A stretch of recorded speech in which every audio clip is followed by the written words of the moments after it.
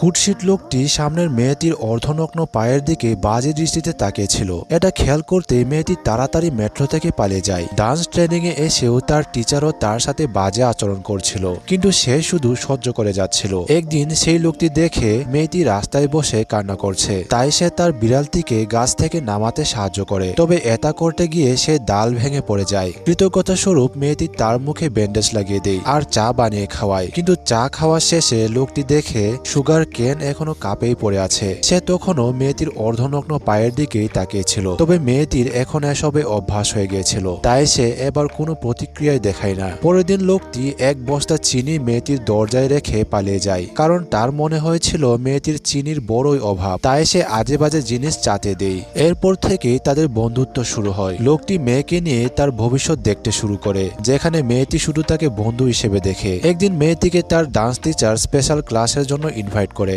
তখনই লোকটিও তার বক্সিং ম্যাচের জন্য তাকে নিতে আসছিল, কিন্তু সে টিচারের সাথে যাওয়াটাকেই বেছে নেয়। তাই আজকে লোকটি বক্সিং ম্যাচে মার খেতে থাকে। তার কোচও এটা দেখে আশ্চর্য হয়ে যায়, কারণ সে আজকে পর্যন্ত একটা ম্যাচও হারেনি। অন্যদিকে স্পেশাল ক্লাসের নামে তার টিচার আজকেও তার সাথে খারাপ আচরণ করছিল, কিন্তু যখন সহ্যের সীমা পেরিয়ে গেল তখন সে তাকে ঘুষি দিয়ে চলে যায় বক্সিং ম্যাচে। কিন্তু সেখানে গিয়ে সে দেখে লোকটির মার খেতে খেতে অবস্থা খুবই শোচনীয়। তাই সে অজরে কান্না শুরু করে দেয়। তার কান্না দেখে অপর বক্সারও হিট করা থামিয়ে দেয়। আর ঠিক এই মুহূর্তেই দুজন সিদ্ধান্ত নেই তারা তাদের বর্তমান পেশা ছেড়ে দিয়ে সারা জীবন একসঙ্গে কাটাবে। আপনার জীবনেও কি এমন কোনো মানুষ আছে যাকে আপনি শুরুতে পছন্দ করতেন না, কিন্তু এখন সেই আপনার সবচেয়ে প্রিয় মানুষ হয়ে গেছে?